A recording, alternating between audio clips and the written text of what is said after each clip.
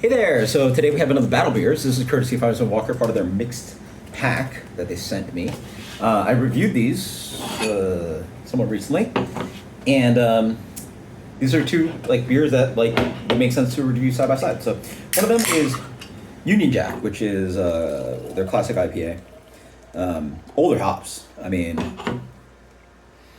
Centennial Chinook Simcoe. Right? If I read those two, you'd be like, oh yeah, it's gonna be a classic-ish kind of IPA. And then you get the Firestone IPA, which actually is not their replacement. This only comes in the mix pack, so it's actually not even something to buy individually.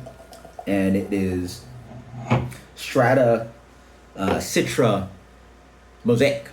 So if I read those two hops to you, two beers to you, hop-wise, you'd be like, oh, one's gonna be hazy IPA, one's gonna be more traditional. These are still West Coast IPAs. Similar-ish, 6.5, 7% over here. And then IBUs are vastly different. I think this is 70 IBU beer than 44. I think they're not too crazily different. But until you try them side by side, what can you actually think about these? So let's try them side by side. How should we do it? Let's do classic first. All right? So beer is clearly darker. Clearly, they're both clear beers. But they're much darker, right? So a little bit more malt character to this guy, obviously.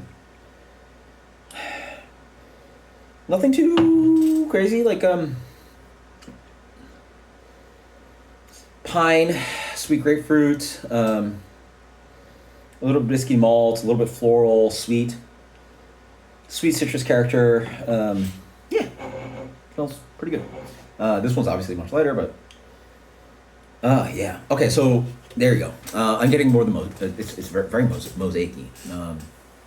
It's got this more higher top end thing, a little bit thiol, but more tropical pineapple and sweet citrus, a little bit of sweeter citrus. This is more grapefruit. This is more lighter, zippier, oilier, grapefruit peel, orange peel, lemon peel. A little bit more fruity in the sense of I'm thinking paler, so sweet cream pear, tart cream pear, a little bit of I would guess it was Nelson or something here, a little bit of Southern Hemisphere kind of influence where you're getting almost leaning, not quite heavy Nelson, but leaning more towards grapefruit peel, Sauv Blanc, maybe a hint of white grapefruit, gooseberry. Yeah, very different noses. Okay, cheers.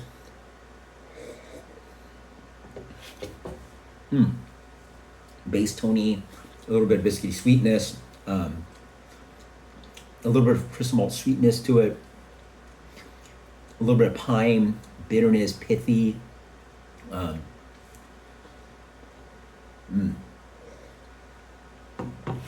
little bit of chewing on malt, chewing on hop kind of thing going on. A little bit of minty, zippy, zesty, myrcene thing, green vegetable, a little bit of that, pine. And then there's this, there's a base kind of savory herbal thing, a very obvious one. Dare I say basil or oregano, sage, somewhere there, yeah. There's certainly a savory herbal thing going on. Grapefruit, red grapefruit, piney, a little bit of alcohol, nice medium bitterness to it. Nice, yeah, cheers.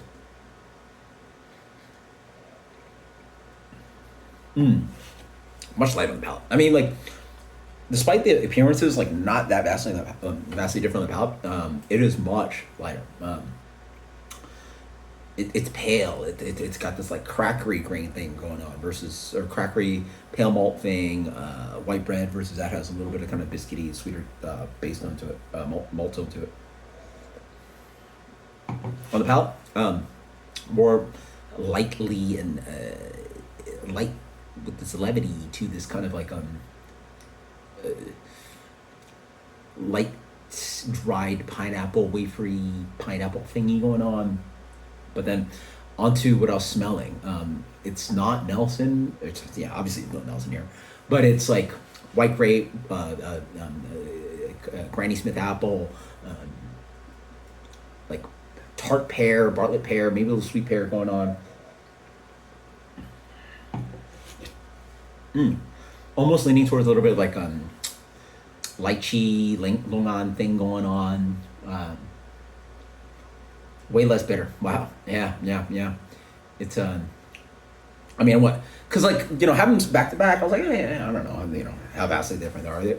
And quality wise, I think they're pretty similar, but you don't really taste the huge differences unless you have them side by side, and it's so different considering that the 170 IBU, 44 IBU. Wow, yeah, you taste it. And then also the other thing you notice is that it just has a more saturated, kind of like juicy. It's not a hazy IPA, nor is it really that like mango-y and blah blah blah citra thing going on, but it has a more like noticeable like juicy middle fruit character, which is leaning towards like candied grapefruit, like a really sweet candied grapefruit. Yeah, that's what I'm mostly getting here. It's like white. Yeah, there you go, white grapefruit with a bunch of sugar smacked onto it. Versus this was a bit more.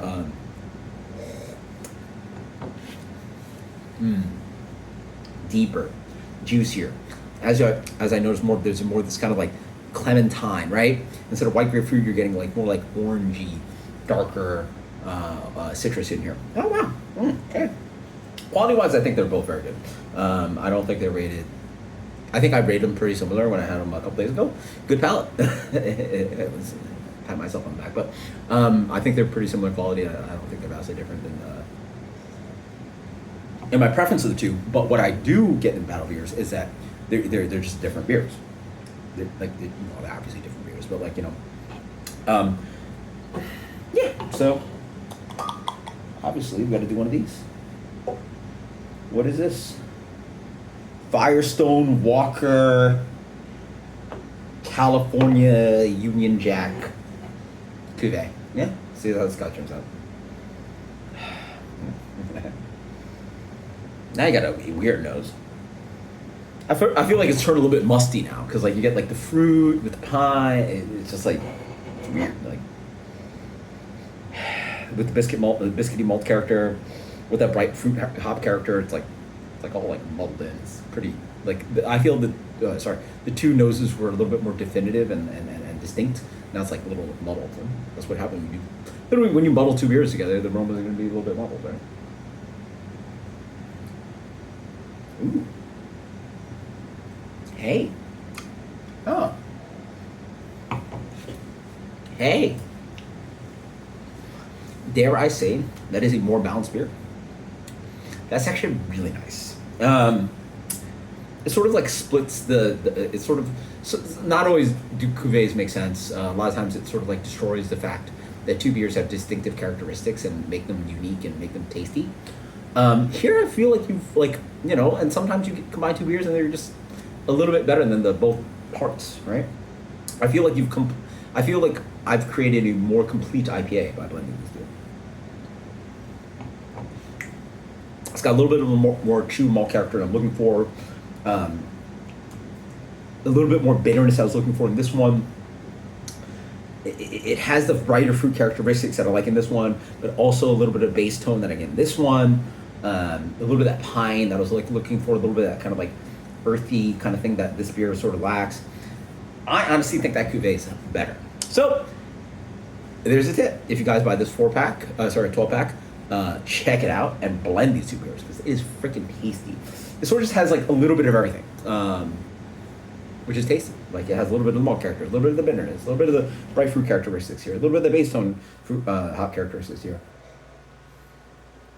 Ooh. That is freaking delicious.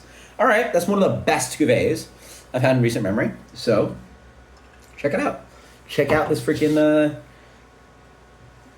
all new California Union Jack Firestone IPA with Union Jack. New Age Union Jack. New Jack City. Or is that even a thing? I don't know, whatever. It's crazy. New Union Jack. Try to say that 5 times fast. Absolutely delicious. Until next time, guys. Cheers later.